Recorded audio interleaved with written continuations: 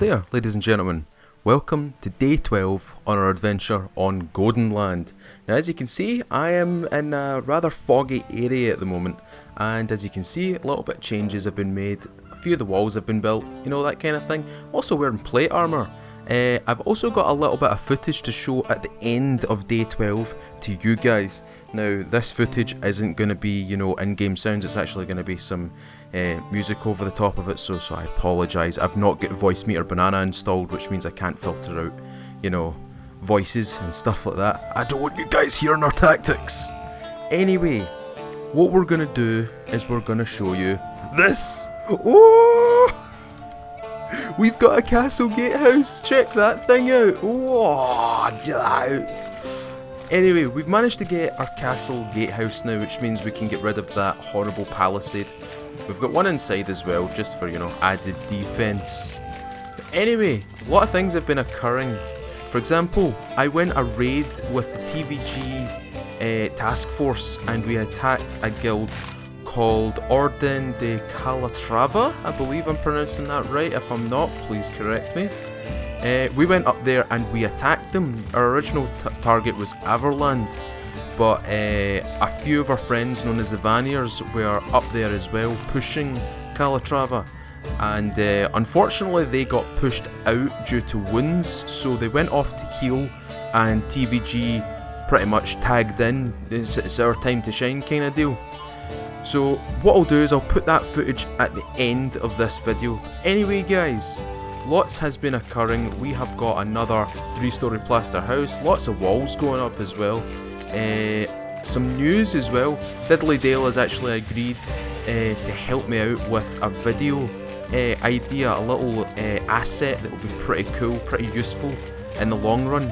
It's basically going to be a breakdown of where we travel and hopefully an imaginary border, like how, you know, as I said in the previous video, how like World War II, Germany takes over France, and then Britain and the United States come over on Normandy, and then the red pushes back on the blue pushes back on the red kind of territory, and there's a white line which is determining the front line, and it kind of dynamically moves. That's what I want to make for the intro of some of these videos, because I think it'd be really cool for you guys who don't really get to see much of the fighting, like guys that are maybe very top northwest and stuff like this. Also the guys on the islands and the guys in the green zone as well, who are they kind of don't exist at the moment. You can't see them until you actually go into a green zone and see all the private claims. But yeah, that's something I'd like to do, and Diddley's actually agreed to help me with that, and it would be great that he could use that as well in his videos as well, because he's been doing a lot of stuff talking about the 0.2.5 update, which will see military claims and as well as siege ladders. Now, siege ladders is a big thing, especially when it comes to, you know, sieging a place like this, or sieging a castle in general. Because we're so used to using tables and bark boxes and logs and stuff like that, the traditional way that Life is Feudal Your Own taught us, and the way that closed beta and the start of open beta, the Life is Feudal MMO, taught us how to actually scale into bases. Hopefully these ladders, and I've not seen any concept designs, and I've not seen anything in the works, any particular like gameplay footage of a siege ladder being implemented. It will probably only be implemented until, you know, the latest update. Hopefully Bobic shows us something, a demo purpose of a siege ladder, because I'd like to see it if it's going to be like a proper ladder, like, you know, like, how could I describe it, like an L shape, except the ladder's canted at a particular degree that allows you to freely run up the ladder kind of deal. That would be really cool to see. Now, one thing that I've noticed during my PvP sessions is limits on tables. Limits on the amount of tables that you can place during JH. Now, I don't like that, but I understand where Bobic's coming from. You don't want to get too many, like, you know, ways into a base, but it does really confine us to like a particular spot on the claim, which is a bit of a pain in the neck, to be quite honest. But it's Bobik's decision, it's the team's decision. Hopefully they've made the right decision. I'm kind of on the bench about it. I can see the benefits of it, but I can also see the disadvantages of having just 3 tables placed in a manner that would allow us to scale bases. This is probably the workup with the siege ladder to get rid of that. Hopefully we can actually place 3 siege ladders, which means we can actually scale, for example, castle walls, which would be really neat to see. Proper big engagements, open world PvP, where we see, for example, Ashenfell going up against TFA, one of the guilds in the TFA territory, using those ladders to scale in and hopefully, you know, kill a few and make a few memes out of that. Rickarth. But so far it's been going really smooth, and what I'm going to do now, guys, is I'm going to pass you off to the footage that I recorded Sunday evening of our raid on Oden De Calatrava. I keep getting tongue twisted with that. The Spanish definitely know how to say it, I definitely don't know how to say it. But I hope you enjoy this little bit of footage, guys, and it was with this character that I was raiding. And please note, I am not a very good two-handed player. I'm not a very good player when it comes to two-handed combat. I like my one-handed combat, having a shield on my back and using the blocks. Two-handed, I'm not really familiar with. I used to be in Life is Feudal Your Own, not on the MMO though. I know you're probably going to say it's exactly the same, but to me it's slightly different. But anyway, just as a disclaimer, I'm not a very good two-hander. I'm probably going to expect some people saying, "You're not very good with that two-handed axe, you need to go practice." Yes, I know I need to go practice. But anyway, guys, I hope you enjoy the footage, and I'll see you in day 13 in just a moment. I'll see you soon.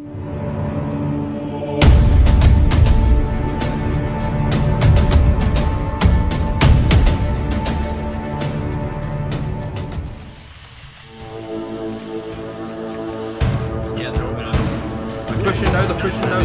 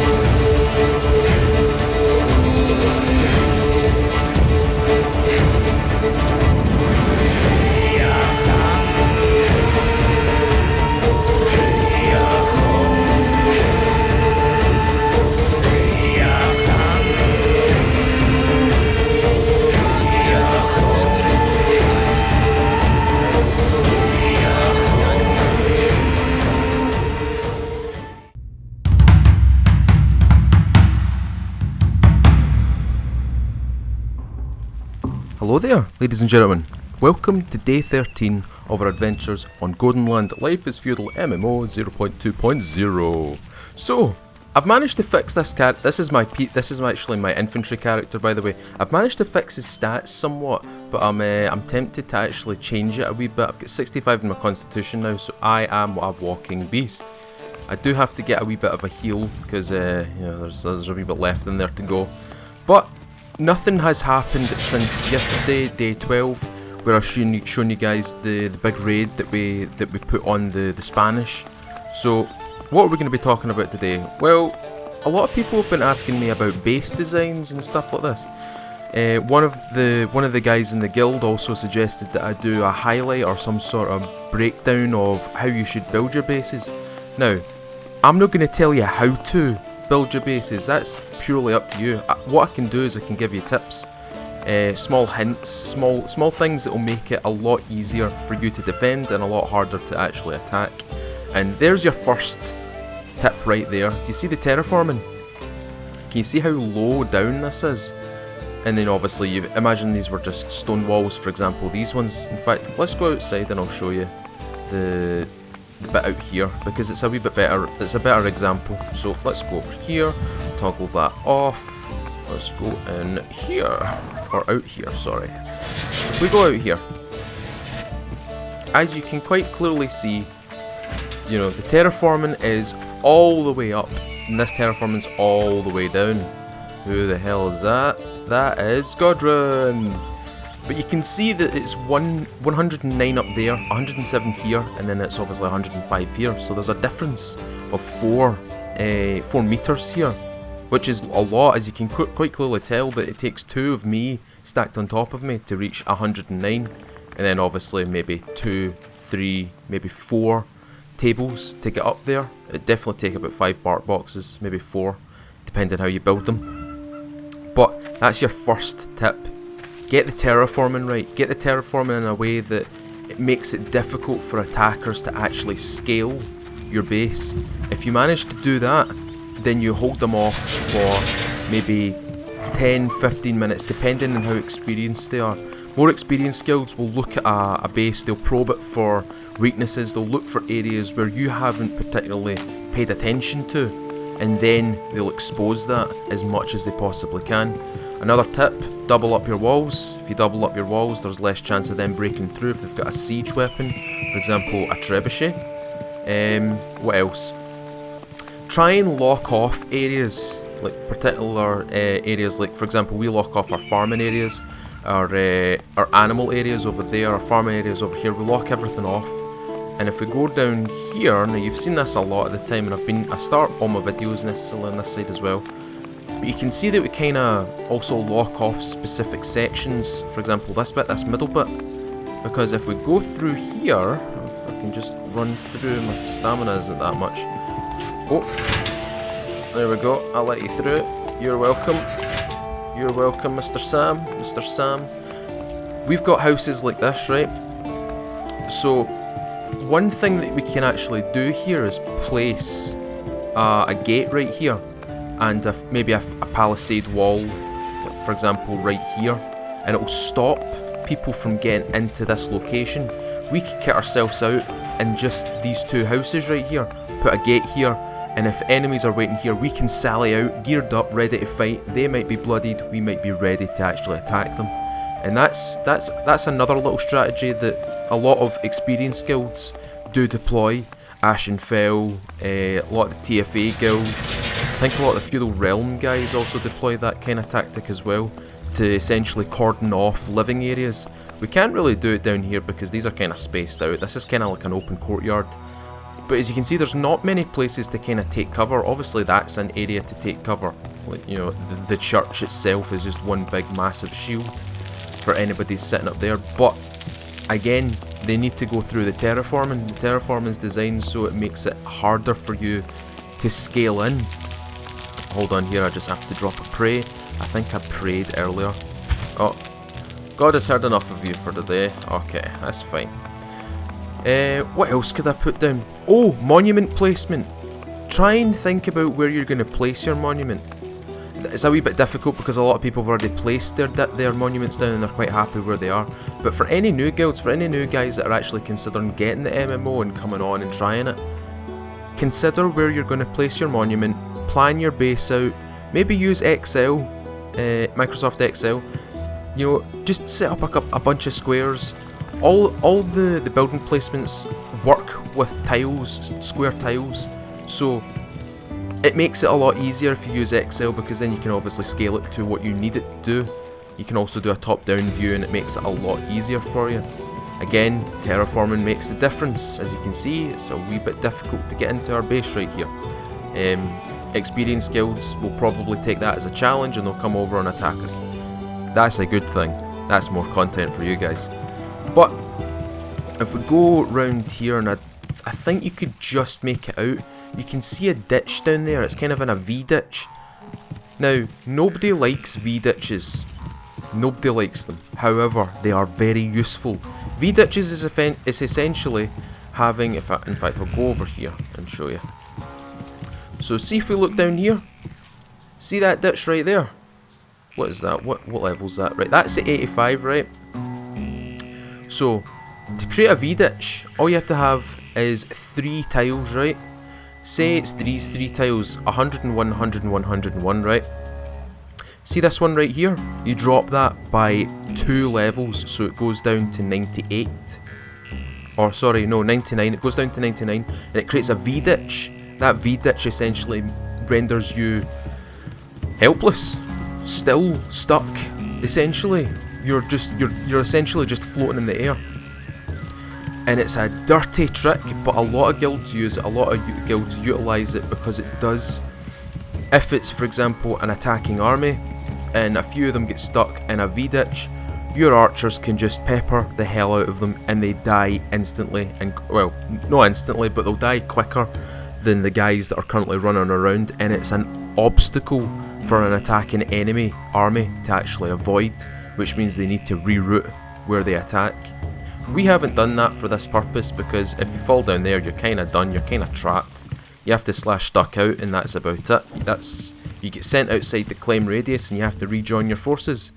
And there is the possibility of you getting launched, like for example if you come onto this side and you get stuck here, there's the possibility that if you do slash stuck you'll end up on the other side of the claim, outside of it, and that is essentially on a cliffside.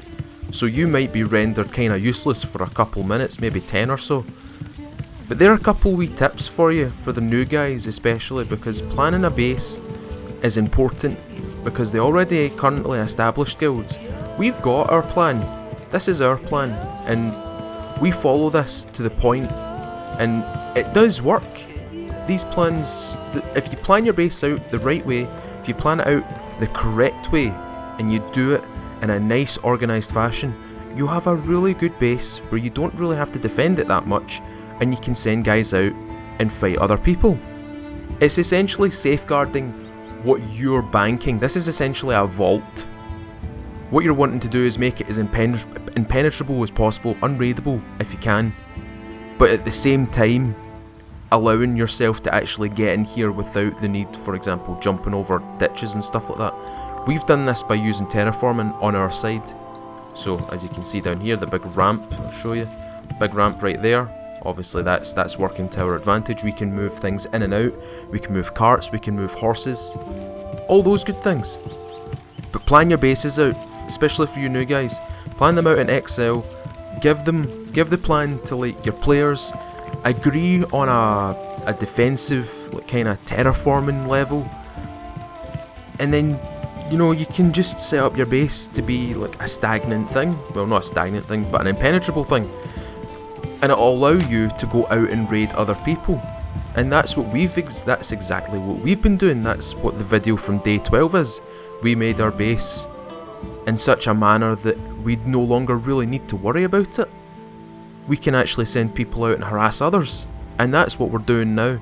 And there's currently a big raid going on right now, and it's going on in the northwest right now. We're actually attacking the same guild again, but those guilds have actually kind of banded together, and I think they're expecting us.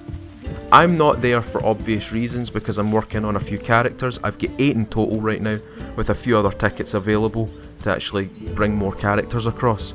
Oh, and before we end this video, everybody who has the subscription, the free subscription that was given to everybody at the start of 0.2.0, that ends tomorrow, which is the 13th or the 14th, depending on when you started playing.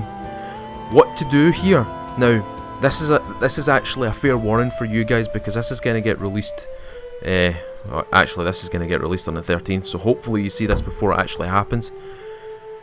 Set one of your skills to stop upgrading. You know how you can upgrade 2 skills at the same time? Stop one, because if you let that run past your subscription and you don't renew it, it'll take the last recorded value where you stopped the upgrade, and it will cycle it back. So for example, if you're leaving, for example, I'll take me for an example, right? I've got 2 left to go into Footman at level 90. That's going to happen in 10 hours, right?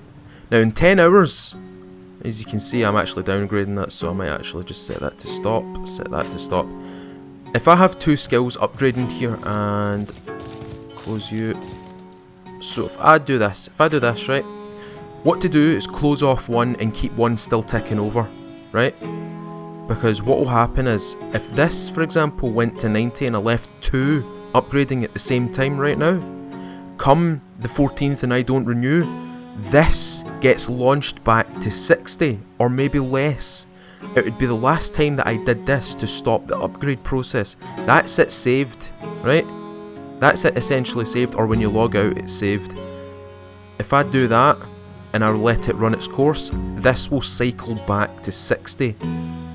And I don't want that to happen, and I especially don't want that to happen to you guys. So this is a fair warning for you guys that are watching this right now. Stop upgrading 2 skills at the same time. Cancel one so you're only upgrading 1. Now this applies to both crafting and PvP skills, by the way. So make sure it's only 1 skill across crafting, minor and combat skills, and you'll save yourself a lot of heartache. So guys, if you enjoyed today's video, day 12 and day 13, consider leaving a like. It helps me out, tells me you guys are still enjoying this kind of diary, as Bobby put it. If you really enjoyed it that much, consider subscribing and ring the little bell for all these updates, because these videos are sure coming out at some rate. Every Wednesday and Friday there's going to be a release, just as usual. So guys, I hope you enjoyed today's video, I hope you learned something, and I hope you did take away, you know, 1 skill from upgrade, so you save yourself a lot of heartache. Anyway guys, I've been Mr. Feudal. I'll see you all later.